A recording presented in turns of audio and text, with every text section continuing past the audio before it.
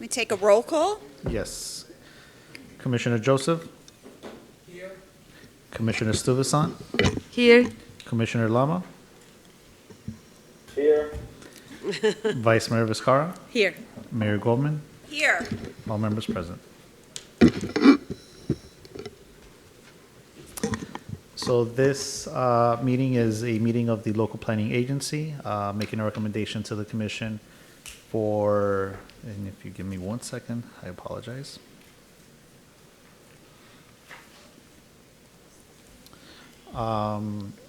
It's regarding a discussion or action on an ordinance amending the adopted City of Sunny Isles Beach Comprehensive Plan, creating a property rights element.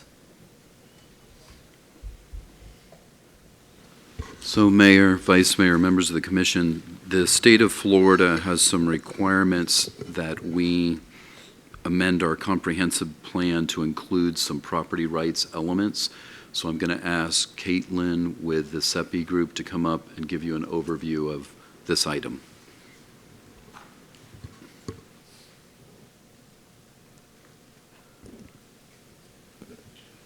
Good evening, and I'll have to say this is a bit of a unique situation, so I'm going to say good evening, Madam Chair, members of the LPA, and then I'll have to remember to switch that in about 15 minutes. But Caitlin Forbes, I'm the planning practice leader for CEPI Engineering and Construction, one of the city's land use and zoning consultants.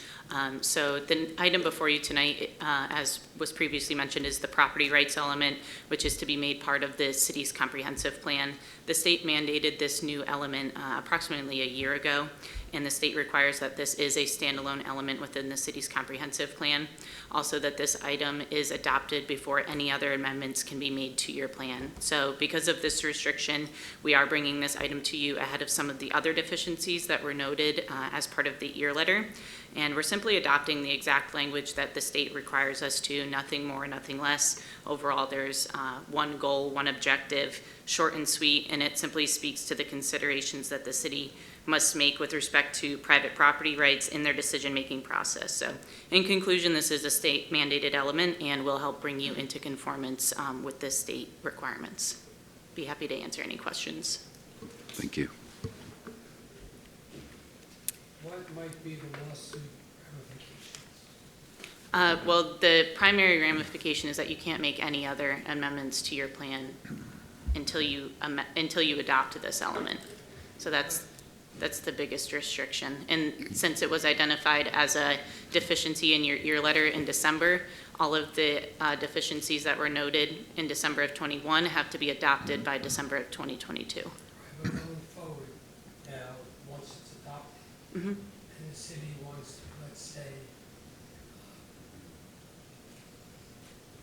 form its comprehensive plan, does that leave us open to any lawsuits from developers or property owners? Madam Chair, The the adoption of this amendment to our comprehensive plan does not in and of itself give rise to any legal action. All we're doing is saying that we will consider judicially acknowledged and constitutionally protected private property rights. That's all it says. That in any further discussions you have regarding the comprehensive plan, you will consider those items. That's Yes. it. Now, my question is, does it give personal property owners No. any additional leverage? No. No. It does this, not. This Against is the just city. a statutory requirement. In fact, I mused earlier that I had brought my my statute book of Chapter 163, but it was dated 2019. It wasn't even in there, so it was basically just a recent vintage, right? And it's a legislative change, right? It's purely a statutory requirement to include this language, and for me, it's largely self-serving, but that's the correct. legislature, right? But there had to be- Our Florida legislature at work.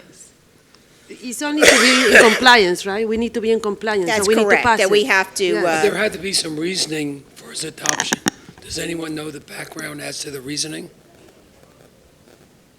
No, it's- we'd have to look at the It's just- legislative just intent, right? legislative mandate, that's, trying to get every